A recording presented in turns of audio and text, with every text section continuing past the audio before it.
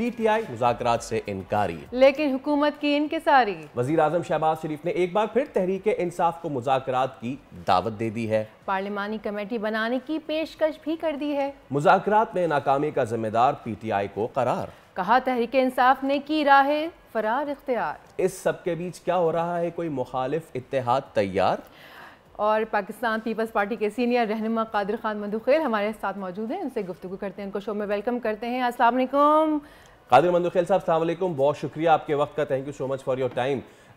कादिर साहब, सबसे पहले यही बताइएगा कि तमाम तर चीज़ें अब बेहतरी की जानिब जा रही, ऐसे में मुज़ाकरात जिस भोंडे तरीके से इख्तिताम पजीर हुए और उससे राह फरार अब इख्तियार की, वज़ीर आज़म ने तो कम अज़ कम यही कहा है, तो एक नई अपोजिशन उसको टफ टाइम देने के लिए भी उसकी हो रही है तैयारी, तो कैसे देखते हैं तमाम तर मामले को, अपोजिशन के मजमूई किरदार को कैसे देखते हैं? कौन से अपोजिशन की बात कर रहे हैं? अपोजिशन खुद एक पेज पे नहीं है।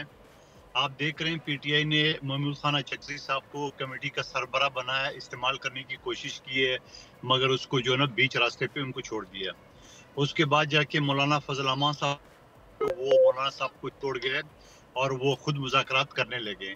आपको याद होगा मौलाना फजल रहमान साहब ने शिकवा भी किया कि PTI ने हुकूमत से मुज़ाकरात करने में हमें एतमाद में नहीं लिया है। और फिर जैसी हुकूमत की और PTI की जो मुज़ाकरात नाकाम होते हैं या जो चोर दरवाजे से इनके मुज़ाकरात थे वो नाकाम हुए, तो उन्होंने रुख मोड़ दिया है और फ़ौरन फिर अगले दिन मौलाना साहब के साथ फिर राब्ते किए। लेकिन मौलाना साहब ने भी सही जवाब दे दिया है। मैं अगर किसी आदमी से तंग होता हूँ या ज़्यादा मुझे कोई तंग करता है तो मैं कहता हूँ यार मेरे PS का नंबर ले ले और उनके साथ राब्ते में रहना।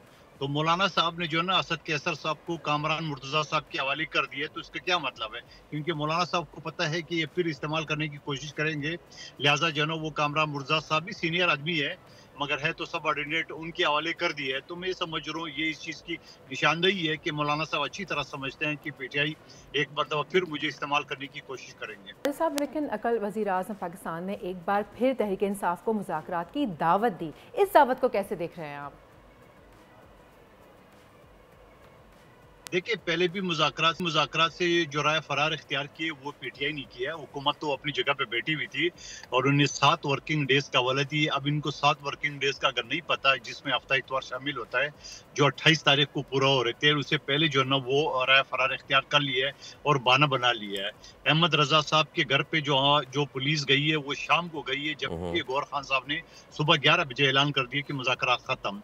तो मैं ये समझ रहा हूँ कि ये एक अच्छी ऑफर है हुकूमत की तरफ से, वज़ीर-ए-आज़म की तरफ से, क्योंकि सियासी लोग जो है ना वो पार्लिमानी सियासत पे यकीन करते हैं। ये कहते हैं नहीं जी, हमारे मनपसंद 3 जजेस पर मुश्तमिल कमेटी बना जाए, कमीशन बना जाए। अगर वो कमीशन बन भी गया, हालांकि जरूरत नहीं है, कमीशन तो वहाँ बनती है जहाँ शक शुबात हो, जहाँ अबहाम हो। न कोई अबहाम है, न कोई शक शुबा है, न कोई इल्ज़ाम है कि हमारे लोग नहीं थे, दूसरे लोग थे, क्योंकि जो फौजी अदालतों से सजा हुई है, जिन लोगों को सजा हुई है, वहाँ तो खैबर पख्तूनख्वा सीएम हाउस में उनका इस्तकबाल किया गया, उनको फूल हार पहनाए गए। तो मैं ये समझ रहा हूँ कि वो अगर कमीशन बन भी गया, जो कि मेरे हिसाब से नामुमकिन है, तो वो कमीशन सिर्फ अपनी एक रिकमेंडेशन दे सकती है। वो जो केसेस है या जो चालान हुए FIR है, उनके ऊपर असरअंदाज नहीं हो सकते। जबकि पार्लिमानी कमेटी जो है ना वो ये कर सकती है कि पार्लियामेंट से दोबारा कानून साजी करा सकती है। अगर ये केसेस सही नहीं है तो उसको विड्रॉ भी कर सकते हैं, बहुत सारे इकदाम कर सकते हैं। लेकिन चूंकि इनको आदत लगी हुई है एम्पायर की उंगली ढूंढना, तो लिहाजा वो एम्पायर की उंगली के चक्कर में है। जो पिछले दिनों में इन्हें गौर खान ने आर्मी चीफ से मुलाकात को छुपाया और फिर इमरान खान साहब ने रासफाश कर दिए। बुशरा बीबी की और गंडापुर साहब की तो पहले ही चुपके मुलाकातें और मुज़ाकरात चल रही थी, वो वहाँ नाकाम हो गए। तो अब ये हुकूमत के पीछे पड़े हुए, मैं ये कहूँगा कि एक अच्छी अपॉर्चुनिटी है। अगर ये भी उन्होंने ज़ाया कर दिए तो उसके बाद कोई चारा नहीं उनके पास, क्योंकि अगर आप ये समझ रहे हैं कि वो एहतजाज करेंगे जलाओ गिराओ का फौजी तनसीबात पे, शोधा की यादगारों पे, कोर कमांडर हाउसेस पे, रेडियो पाकिस्तान पे, सब पे तो हमले कर चुके हैं। तो उसके बाद आप क्या रहेंगे? आप देख रहे खान साहब और बुशरा बीबी को सजा हुई है 14 साल 7 साल। 4 आदमी भी एहतजाज के लिए पूरे पाकिस्तान में नहीं निकले। चलो अगर सिंध बलूचिस्तान और पंजाब में इनकी हुकूमत नहीं है या इस्लामाबाद में, खैबर पख्तूनख्वा में तो 11 साल से हुकूमत है और वहाँ भी इनके 4 आदमी नहीं निकले। और ये खान साहब ने शिकवा भी किया है कि बुशरा बीबी को सजा हुई है, कोई एहतजाज नहीं हो। तो मैं समझ रहा हूँ कि वो एहतजाज वाली और वो बुश वाली। जरा ऑपोजिशन की तो बात कर ली है, अब जरा let's have a friendship check as well. Peoples Party शिकवा कर रही है। अब अहम तरीन हुकूमती और इंतज़ामी फ़ैसलों में आप लोगों को एतमाद में नहीं लिया जा रहा। इस सब में क्या हकीकत है, क्या मामलात हैं, ये ज़रा ये बताइए। देखिए, अभी पिछले दिनों में हमारी जब से हुकूमत मौजूदा हुकूमत 8 फरवरी के बाद जो बनी है, जो कि हमने पीटीआई को ऑफर की, उन्होंने हमारे ऑफर को ठुकरा दिया है। और उसके बाद पंजाब में जो हमारे जो एमएनए एमपी है, उनके साथ ज्यादती हो रही थी, उनके हलकों में उन अफसरान को लगाया गया जो एंटी पीपल्स पार्टी थे। उसके बाद अभी उनके ऊपर मुज़ाकराती कमेटी काम कर ही रही थी कि कुछ 6 नहरों का शोशा छोड़ दिया है वफाकी हुकूमत ने। गो के दरिया सिंध जो सिंध को उतर रहा है, और 1991 के अकॉर्ड भी ये बता रहा है कि जहाँ पानी गिरता है उनको ज्यादा हक मिल रहा है। अब चूंकि वहाँ पे ऊपर ग्लेशियर से पानी कम आ रहा है, तो सिंध पहले से बंजर है, और ऊपर से 6 नहरें भी अगर आप निकालेंगे तो ये तो एक कतरा भी नहीं बचेगा। सिंध सैलाब के लिए जो 21 लाख मकानात की बिलावल भुट्टो साहब ने ऐलान किया, उसमें वफाकी हुकूमत का हिस्सा जो है ना वो नहीं डाला गया।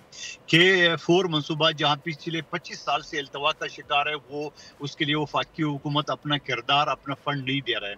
मेरे और शहबाज शरीफ साहब का हल्का NA 242 बल्दिया टाउन में जहाँ 50 अरब का K5 मनसूबा बना था हब डैम से, वहाँ एन टाइम पे शहबाज शरीफ साहब ने इनकार कर दिया, पैसे नहीं है।